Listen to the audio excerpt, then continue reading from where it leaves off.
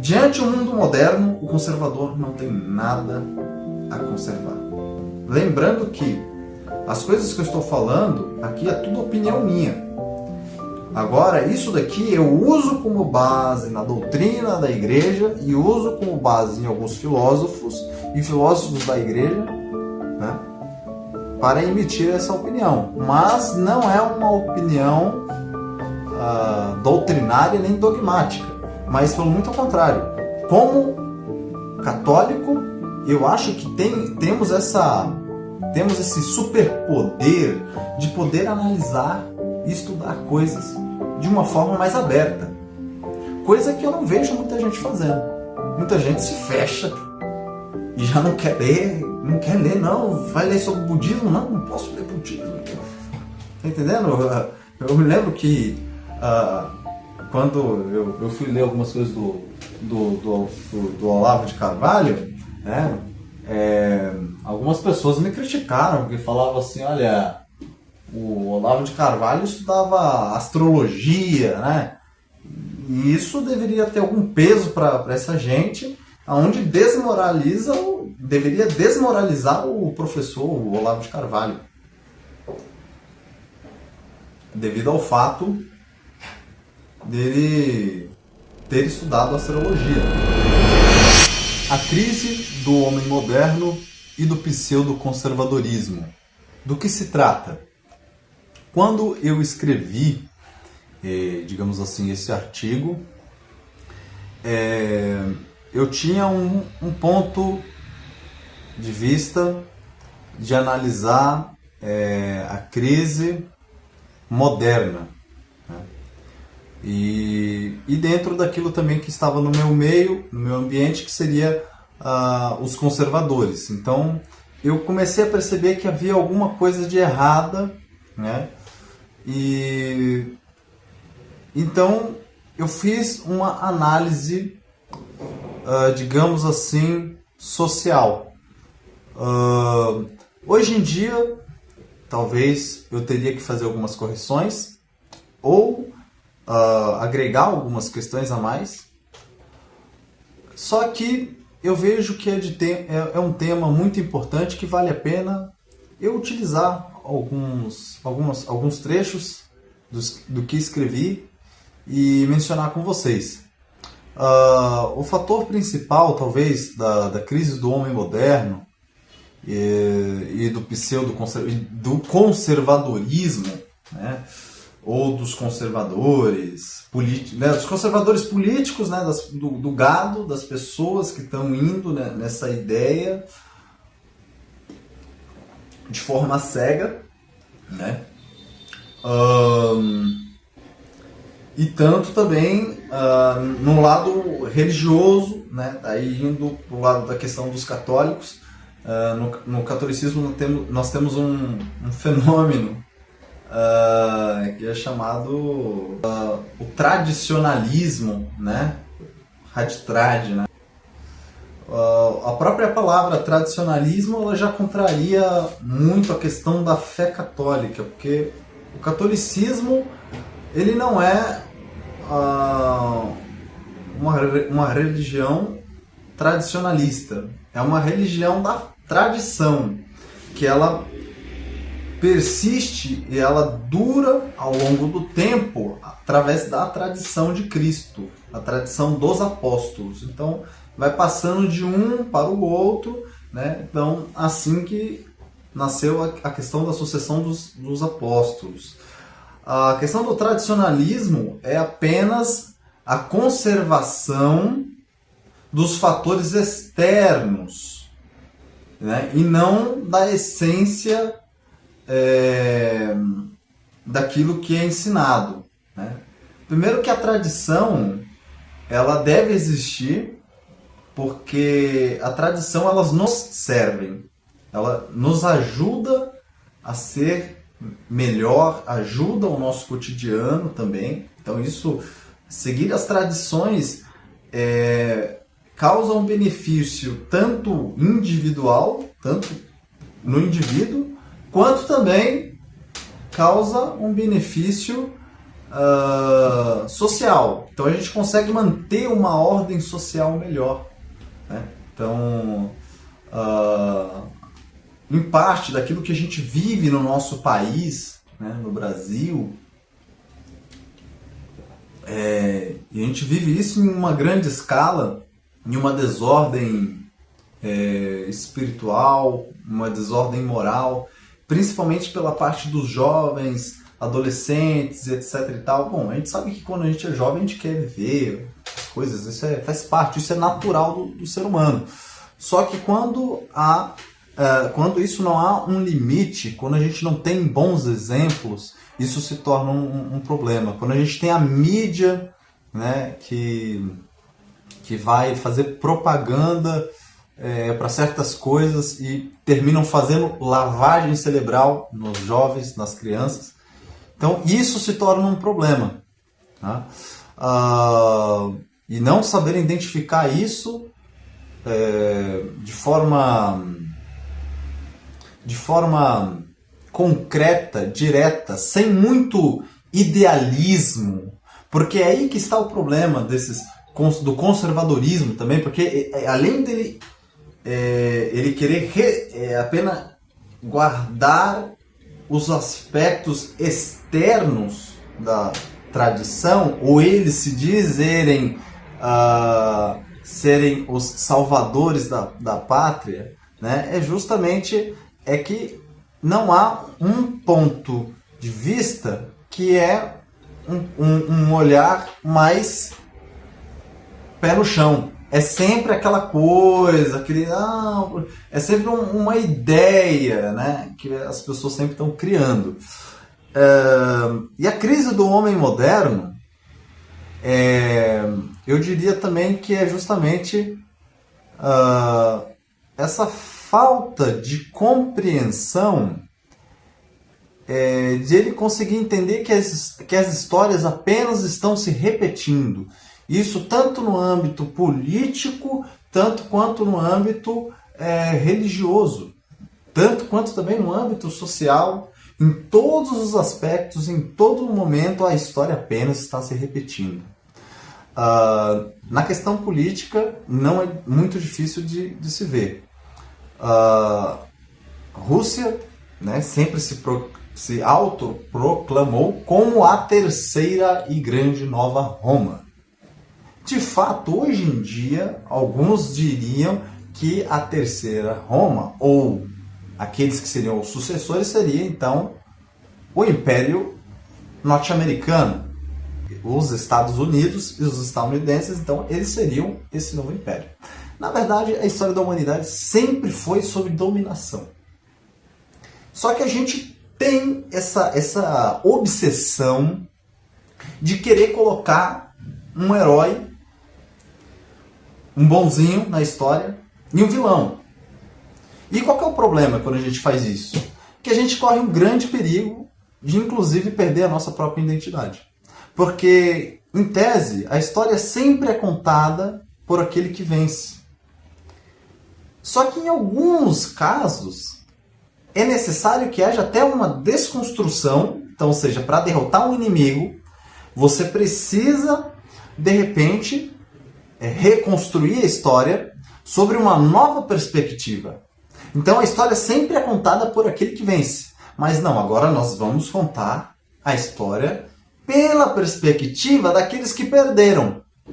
Como se aqueles que perderam a guerra fossem a Madre Teresa de Calcutá. Tá certo? Só que isso é uma puta de uma burrada, né? Então, tantas pessoas aí que querem, quando elas vão defender os incas, os maias e até os indígenas aqui no Peru, aqui no Brasil, perdão, elas sempre gostam então de anular o outro lado, né, que também tinha a sua história de territorialismo, de guerras e etc., mas eles anulam esses fatos, né, simplesmente para aderir a uma nova agenda para atacar a Igreja Católica, para falar, não, a Igreja Católica fez tal e tal, tal coisa, né? A Igreja Católica dizimou os indígenas. Então, ou seja, faz parte, né? Esse discurso faz parte. Aí é onde o brasileiro muitas vezes vai perder a sua identidade. Porque ele não entende que ele não é índio, o brasileiro não é índio, o brasileiro ele não é português, e desculpa com todo respeito, mas o brasileiro também não é africano. O que somos nós? Aí o brasileiro ele entra em uma crise de identidade. Porque o Peru, né, o país do meu pai, ainda tem um certo equilíbrio nesse ponto. Porque os peruanos eles se reconhecem como os sucessores dos incas, né? Entenda a história de guerras que havia também no Império Inca. Eles falaram que o Império Inca era o maior império latino, né? E também se reconhecem também como, digamos assim, sucessores lá do Império Espanhol. Quem é Peru? Peru é isso, é essa junção dessas duas forças, dessas duas potências. Enquanto, lógico, né, então vem os esquerdistas para contrapor, porque não é de acordo com os interesses deles, que essas pessoas pensem assim, que tem esse sentimento mais nacionalista, de orgulho pelas suas raízes, entender que ele é um conjunto desses fatores, né? E justamente para atacar a Igreja Católica, né? Para difamar e etc. Então vai dizer assim, não, os incas eram os bonzinhos, os espanhóis eram os maus. Como se os incas não tivessem conquistado mais poder, eles também não, de repente, eles não teriam feito o mesmo. E é a mesma coisa, só que de uma forma terrível acontece no nosso país, onde as pessoas têm uma certa vergonha de dizer que são brasileiras, elas não sabem exatamente o que são, né? Porque elas negam, né? Foi, digamos assim, difundido essa ideia de que os índios eram bons e os portugueses eram maus. E anulam todos os fatos históricos de guerras e etc. que existia com relação aos indígenas. Então, o grande problema aqui é quando a gente quer criar na história um vilão e um bonzinho. E a gente não consegue entender que a todo momento a história apenas está se repetindo. E todos estão em busca de um poder global ou de um poder do país. Isso é analisar as coisas com os dois pés no chão. Sem fanatismo, sem viés ideológico, sem você querer tomar posições de lados, né? Isto não é um jogo de futebol onde você escolhe se você é flamenguista ou se você é fluminense, se você é palmeirense ou se você é corintiano. Porra. Tá entendendo? As pessoas tratam assuntos sérios como se fossem futebol. Mas isso é uma puta de uma burrada, porque você está esculhambando aquilo que você precisa analisar com seriedade. A crise do homem moderno e do pseudo-conservadorismo, ela consiste nessa questão que eu estou falando, do homem moderno não conseguir entender que a história apenas está se repetindo a todo momento. Então, na introdução, eu escrevo assim: a catástrofe do mundo moderno consiste em um narcisismo em grande escala, onde a sociedade olha para si mesma e só enxerga os seus fatores externos. Ou seja, é o materialismo reinando, né? Em todas as esferas, em todos os ambientes. Por isso, família As pessoas não entendem um conceito mais de família, o conceito metafísico de família, o conceito metafísico de mãe, do que é ser uma mãe, o conceito metafísico do que é ser um pai. Isso é algo transcendente, mas já não há mais esse olhar. Há apenas um fator externo. O casamento é apenas uma união civil e por aí vai.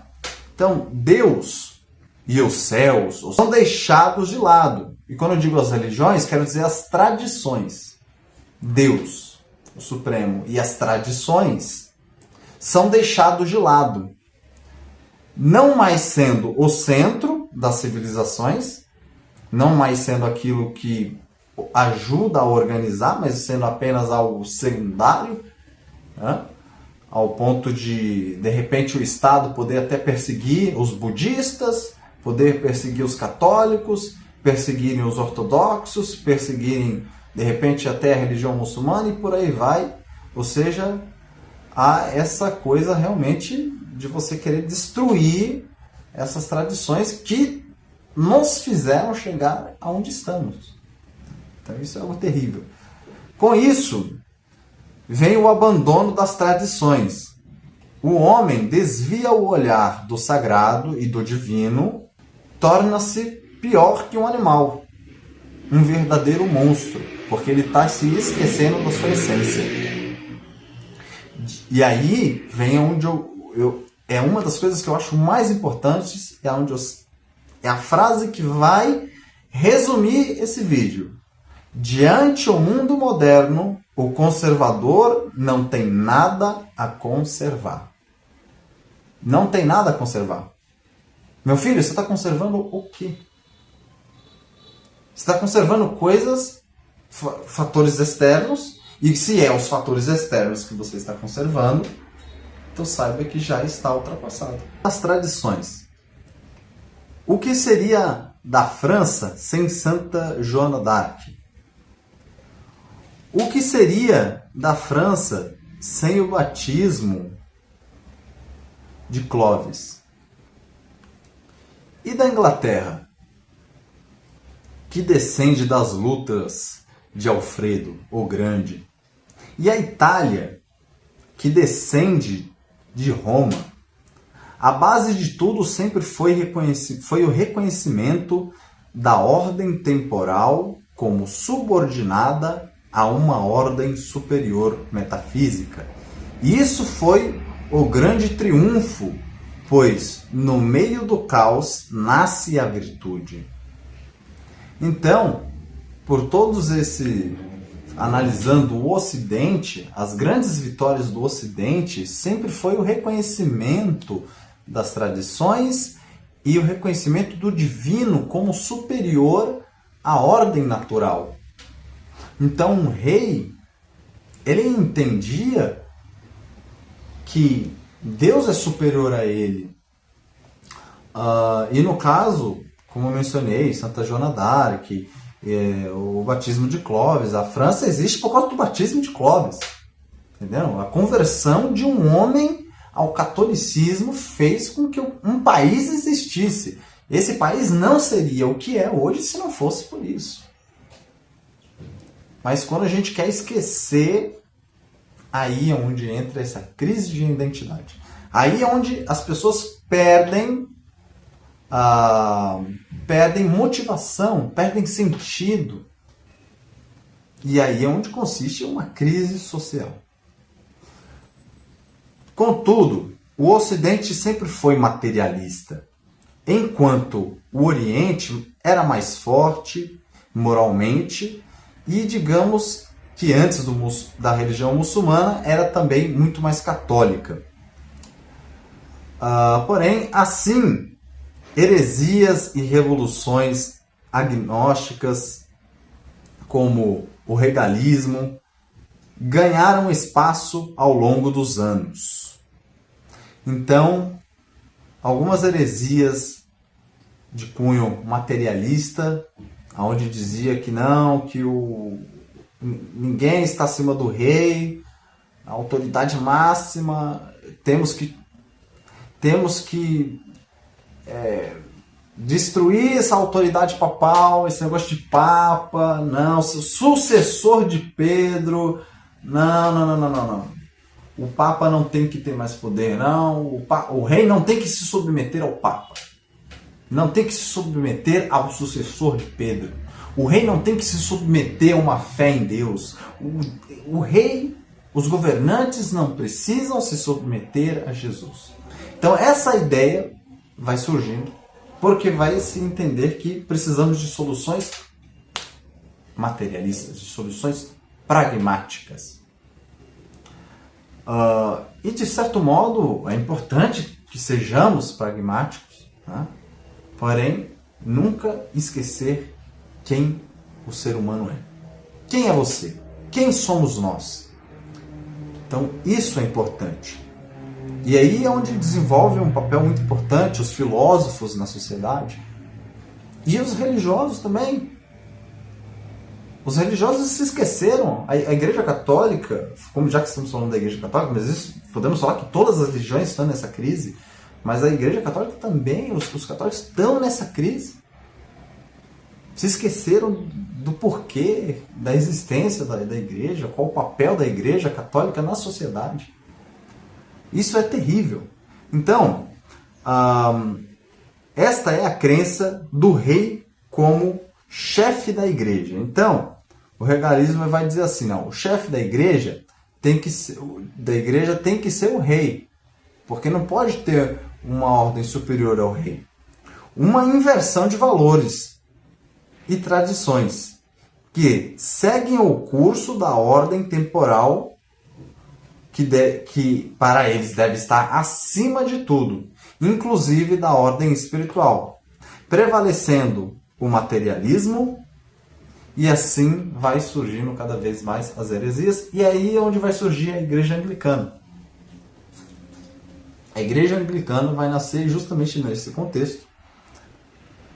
Lógico, vão se falar por outros motivos, mas a verdade é que a Inglaterra já vinha há muito tempo querendo se separar de Roma, e o rei Henrique VIII ele consegue concretizar isso, e aí essa questão ela fica firme, e aí nasce uma igreja onde o chefe dessa igreja não é mais o sucessor de Pedro, é o rei desse país. A Revolução Francesa, a iconoclastia pós-reforma protestante e a predestinação de Calvino são exemplos dessas mudanças. Apesar da Inglaterra tentar acabar com a fé do povo, Santo Thomas More sempre será lembrado por lutar pelo princípio fundamental de que o divino está acima dos homens. Então, Santo Thomas More foi um santo que Thomas More, para quem não conhece, é o escritor da Utopia, e é um santo, né? E ele foi uma pessoa que se recusou em trair a Igreja Católica, em trair a fé dele, em trair a Jesus Cristo, e se recusou a reconhecer o rei como uma autoridade acima de Jesus Cristo, acima da tradição católica, acima da sucessão apostólica. E ele foi um mártir, né, por conta disso. Né? Ok. O impacto das revoluções. A Revolução Protestante e a Revolução Francesa trouxeram grandes problemas, removendo o poder e a autoridade das tradições, algo que se espalhou pelo mundo todo. Nas sociedades tradicionais, existe uma distinção entre a psicologia do menino e a psicologia do homem, extinta pelo revolucionarismo e até mesmo pelo nacionalismo atual. Atualmente o que existe são pseudo-iniciações. Com a Reforma Protestante e o Iluminismo, surgiram problemas para o Ocidente, como o mero cerimonial. O esquecimento do ato fundacional do Brasil, que foi uma missa, reflete a crise de fragmentação intelectual, impedindo a unificação política. Ou seja, o exemplo que foi dado aqui é que até o fato das pessoas esquecerem que o Brasil foi fundado com uma missa causa uma crise e uma fragmentação política também. Quando a gente fala de mero cerimonial ou pseudo-cerimonialismo, pseudo-iniciações, quer dizer quando a gente começa a olhar as coisas apenas como símbolos e apenas como algo simbólico. Então, as coisas já não têm o seu poder metafísico, o seu poder espiritual. Por exemplo, uma missa, né? Ela não tem, de repente, mais aquela autoridade transcendental. Então, a hóstia não é mais o corpo de Cristo, é apenas um simbolismo de que seria a representação do corpo de Cristo. É apenas uma ceia. Então, a confissão, ela já não precisa mais ser feita com o padre, e a confissão, ela não é mais um sacramento. Agora, ela passa a ser apenas um exercício da atividade humana para que a gente possa refletir mais sobre a vida. E não que isso também não seja, mas, ou seja, quando, por exemplo, um crucifixo ele deixa de ter a autoridade que ele tem. Por exemplo, peraí, na cruz, não, mas é só um simbolismo. E depois nem o simbolismo ele não é mais. Então, por isso, dentro dessa concepção é que eu digo, perante o mundo moderno, o conservador não tem nada mais que conservar. Você está conservando o quê? Se aquilo que é essencial, se aquilo que é primordial você não está conservando, já se perdeu. Entende?